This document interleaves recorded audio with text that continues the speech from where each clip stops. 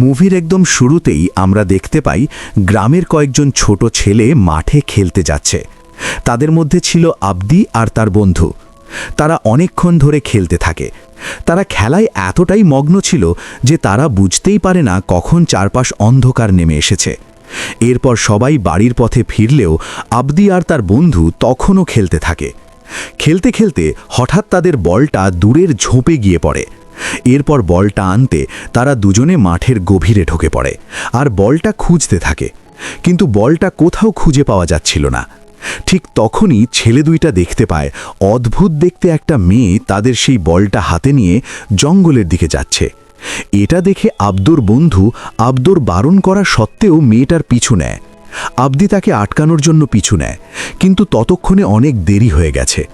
আবদি কিছু দূর গিয়ে দেখতে পায় সেই অদ্ভুত মেয়েটি পাথর দিয়ে তার বন্ধুর মাথা থেতলে দিয়ে মেরে ফেলেছে। সাল তখন 3066 খ্রিস্টাব্দ। সেই সময় পৃথিবী কাঁপিয়ে বেড়াতো এক ভয়ঙ্কর যোদ্ধা। তার নাম নমরুদ। ক্ষমতার নেশায় অন্ধ এই মানুষটি বিশ্বাস করত তার সেনাবাহিনীর শক্তিতেই একদিন পুরো দুনিয়া তার পায়ের নিচে নত হবে। এই স্বপ্ন বাস্তব করতে সে টানা 7 বছর ধরে রক্তক্ষয়ী যুদ্ধ চালিয়ে যায়। শহর ধ্বংস হয়, সভ্যতা ভেঙে পড়ে, আর আকাশ ভরে ওঠে যুদ্ধের ধোঁয়ায়। কিন্তু এত সব ধ্বংসের পরও ভাগ্য শেষ পর্যন্ত নমরুদের বিপক্ষেই দাঁড়ায়। দীর্ঘ যুদ্ধের শেষে সে ভয়াবহভাবে পরাজিত হয়। পরাজয়ের নির্মম শাস্তি হিসেবে নমরুদ এবং তার অবশিষ্ট সৈন্যদের নিক্ষেপ করা হয় এক অভিশপ্ত পবিত্র মরুভূমিতে, যেখানে সূর্যের আগুনে বাতাস পর্যন্ত জ্বলে ওঠে। সেখানে নেই খাবার, নেই পানি, নেই কোনো আশ্রয়। অসহনীয় তাপ আর অনাহারে একে একে তার সব যোদ্ধা মৃত্যুর কোলে ঢলে পড়ে। শেষ পর্যন্ত বেঁচে থাকে শুধু একজন, নমরুদ নিজে। নিঃসঙ্গ সেই মরুভূমিতে দাঁড়িয়ে মৃত্যুর মুখোমুখি হয়ে সে আকাশের দিকে চিৎকার করে ডাকে মিশরের মৃত্যুর দেবতা লক্ষণকে। কাঁপা কণ্ঠে সে প্রতিজ্ঞা করে, যদি দেবতা তার যোদ্ধাদের আবার জীবিত করে দেন এবং তার শত্রুদের সম্পূর্ণ ধ্বংস করার শক্তি দেন, তবে বিনিময়ে সে নিজের জীবন দেবতার হাতে সমর্পণ করবে। তার আর্তনাদ শোনা যায়। মরুভূমির বাতাস হঠাৎ থমকে যায়, আর ঠিক সেই মুহূর্তেই নমরুদের সামনে আবির্ভূত হন মৃত্যুর দেবতা লক্ষণ। মৃত্যু দেবতা লক্ষণ তখন অন্ধকার জগতের দ্বার খুলে দেন। সেই অজানা অতল থেকে উঠে আসে এক ভয়ঙ্কর, নিষ্ঠুর ও অবিনাশী সেনাবাহিনী। কালো ধোঁয়া আর মৃত্যুর গন্ধে ভরা সেই সৈন্যদের নেতৃত্বের ভার তুলে দেওয়া হয় নমরুদের হাতে। মৃত্যু দেবতার অশুভ শক্তিতে ভর করে নমরুদ আবার যুদ্ধে নামে। এবার তার আঘাত অপ্রতিরোধ্য। তার সেনারা নির্দয়। একের পর এক তার সব শত্রু ধ্বংস হয়ে যায়। শহর, দুর্গ, সভ্যতা কিছুই আর অবশিষ্ট থাকে না। অবশেষে নমরুদ জয়ী হয়, কিন্তু বিজয়ের উল্লাস দীর্ঘস্থায়ী হয় না। প্রতিশ্রুতি অনুযায়ী মৃত্যু দেবতা লক্ষণ ফিরে আসেন এবং বিজয়ের মুহূর্তে নমরুদের আত্মা নিজের সঙ্গে নিয়ে চলে যান। সেই সময় নমরুদের হাত থেকে একটি রহস্যময় ব্রেসলেট মাটিতে পড়ে যায়। অন্ধকার জগৎ থেকে উঠে আসা সেই সেনাবাহিনীগুলো ধীরে ধীরে মিলিয়ে যায় মরুভূমির চিরন্তন অন্ধকারে, যেন তারা কোনোদিন অস্তিত্বই রাখেনি। এরপর কেটে যায় 5000 বছর। সময় এসে দাঁড়ায় 1933 সালে। এবার গল্পে প্রবেশ করে রিক আর ইভেলিন। তারা এখন স্বামী স্ত্রী, আর তাদের একটি ছেলে আছে, তার নাম অ্যালক্স। তারা বসবাস করছে ঠিক সেই জায়গাতেই যেখানে প্রায় 5000 বছর আগে নমরুদ তার শেষ যুদ্ধ করেছিল। সেই ভূমিতে পা রাখার সঙ্গে সঙ্গে ইভেলিনের মনে অদ্ভুত এক শিহরণ জাগে। তার মনে হতে থাকে এই জায়গাটা সে আগেও দেখেছে, কিন্তু কবে, কোথায়?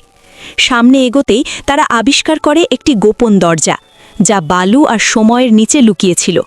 কৌতূহল দমাতে না পেরে তারা দরজাটি খুলে ভেতরে প্রবেশ করে। ভেতরে রাখা ছিল একটি প্রাচীন বাক্স। বাক্সটি খুলতেই তাদের চোখ স্থির হয়ে যায়। সেখানে ছিল নমরুদের সেই অভিশপ্ত ব্রেসলেট, যেটির সঙ্গে জড়িয়েছিল মৃত্যুর দেবতা, অন্ধকার জগৎ আর এমন এক অভিশাপ যা এখনও ঘুমিয়ে আছে, জেগে ওঠার অপেক্ষায়। হঠাৎ সমুদ্র ভয়ঙ্করভাবে অশান্ত হয়ে ওঠে। বিশাল বিশাল ঢেউ জাহাজের দিকে ধেয়ে আসে। দৃশ্যটি দেখে ক্যাপ্টেন ও তার সহকারী ভয় পেয়ে যায়, কারণ তারা বুঝতে পারছিল না সমুদ্রের নিচে আসলে কি ঘটছে। এর কিছুক্ষণের মধ্যেই বিশাল এক অ্যানাকন্ডা সাপ পানির নিচ থেকে উঠে এসে আবার পানির নিচে গিয়ে জাহাজে সজোরে আঘাত হানে এবং সঙ্গে সঙ্গে জাহাজটি ডুবে যেতে থাকে। আসলে এই জাহাজে করে কিছু মানুষ সমুদ্র ভ্রমণে এসেছিল। সবাই বিশাল বিশাল ডলফিন দেখে আনন্দ পাচ্ছিল, কিন্তু সেই ডলফিনের পাশে এক বিশাল অ্যানাকন্ডা সাপ জাহাজের দিকে এগিয়ে আসছিল ভয়ঙ্কর রূপে। আনন্দ করছিল সেই জাহাজেই ড্যানি তার মেয়ে ওহানকে নিয়ে ছুটিতে বেড়াতে এসেছিল। আর সেই সময়ই ঘটনাটা ঘটে। তো লোকজন প্রাণ বাঁচাতে চিৎকার করলেও গভীর সমুদ্রে সাহায্য করার কেউ ছিল না। এরপর দৃশ্য বদলায়। ড্যানিকে সমুদ্রের ধারে অচেতন অবস্থায় পড়ে থাকতে দেখা যায়। একসময় চোখ খুলেই ড্যানি দেখে চারপাশে অনেকেই অজ্ঞান, কেউ কেউ মারা গেছে। কিন্তু নিজের মেয়েকে কোথাও দেখতে না পেয়ে ড্যানি ভেঙে পড়ে। কিন্তু হঠাৎ পাথরের অন্য পাশে ওহান সহ আরও কয়েকজনকে দেখা যায়। ড্যানি মেয়েকে আনতে যাওয়ার আগেই সেই বিশাল দানব সাপটি আবার তাদের দিকে এগিয়ে আসে এবং অ্যানাকন্ডা সাপটি তার লেজ দিয়ে সমস্ত মানুষদের আকাশে ছুঁড়ে মারতে থাকে এবং একের পর এক মানুষকে গিলে ফেলে। ভয়ে সবাই ছুটোছুটি শুরু করে দেয়। ড্যানি তার মেয়েকে বাঁচাতে সামনের দিকে দৌড়ায়, কিন্তু তার আগেই দানব সেই সাপটি উহানকে গিলে নিয়ে সরাসরি জঙ্গলের ভেতরে ঢুকে যায়। মেয়েকে হারিয়ে ড্যানি খুব ভেঙে পড়ে, কারণ সাপটা তার মেয়েকে গিলে ফেলেছে, অথচ সে কিছুই করতে পারেনি। হঠাৎ তার হাতে থাকা ওয়াকিটকি বেজে ওঠে। ড্যানি বুঝে যায় তার মেয়ে এখনও মারা যায়নি, সে বেঁচে আছে। আসলে মুভির শুরুতেই ড্যানির বাবা তাকে এই ওয়াকিটকি উপহার দিয়েছিল, যেটা দিয়ে সিগন্যাল না থাকলেও কথা বলা যায়। তো মেয়ের বেঁচে থাকার আশা পেয়ে ড্যানি একাই জঙ্গলে ঢোকার সিদ্ধান্ত নেয়। সেখানে থাকা কিছু মানুষ তাকে মানা করলেও সব মিলিয়ে তারা 6 জঙ্গলের ভেতরে ঢুকে পড়ে। এরপর আর কিছু দেখানো হয় না, সিন কাট হয়। আর আমাদের সেই দানব অ্যানাকন্ডা সাপটিকে দেখানো হয়। সাপটা নিজের গর্তে ফিরে এসে পেটের ভেতরে থেকে গিলে ফেলা সকল মানুষদের একে একে মুখ থেকে বাইরে উজিক চলে যায়। সাপটি চলে যাওয়ার সাথেই জাহাজের ক্যাপ্টেনের জ্ঞান ফিরে আসে এবং সে বের হওয়ার পথ খুঁজতে গিয়ে বুঝতে পারে এখান থেকে পালানো প্রায় অসম্ভব, কারণ চারদিকে কোনো বের হওয়ার রাস্তা নেই। সবচেয়ে ভয়ঙ্কর ব্যাপার ছিল দানব সাপের গর্তটি জম্মুরের একেবারে মাঝখানে ছিল। ধীরে ধীরে কয়েকজনের জ্ঞান ফিরে আসে এবং ক্যাপ্টেন আস্তে আস্তে বাকিদের জাগিয়ে তোলে। সেখানে বেঁচে থাকে একজন পাইলট, সুজি, ওহান এবং এক লোভী লোক। হঠাৎই তাদের চোখ যায় বিশাল সাপের ডিমে। তারা সবাই এত বড় ডিম দেখে ভয় পেয়ে যায়। তবে লোভী লোকটি ভাবে ডিমগুলো ভেঙে ফেললে হয়তো বাচ্চাগুলো মারা যাবে, তাই সে হাতে ঢিল তুলে নেয় এবং সবার মানা করা সত্ত্বেও সে ঢিল ছড়ে একটি ডিম ভেঙে ফেলে। আর ডিম ভাঙতেই সাথে সাথে সেখান থেকে এক ভয়ঙ্কর সাপের বাচ্চা বের হয়ে আসে। ভয়ে সবাই দ্রুত বড় পাথরের আড়ালে লুকিয়ে পড়ে। তো সাপের বাচ্চাটি তাদের দিকে এগিয়ে আসে, আর এক মহিলা সময় মতো পালাতে না পারায় সাপটি তাকে খেয়ে ফেলে। অন্যদিকে ড্যানিদের দলটি এখনও জঙ্গলের ভেতর দিয়ে হেঁটে চলেছে। তারা না দানব সাপকে খুঁজে পাচ্ছে, না নিখোঁজ মানুষদের।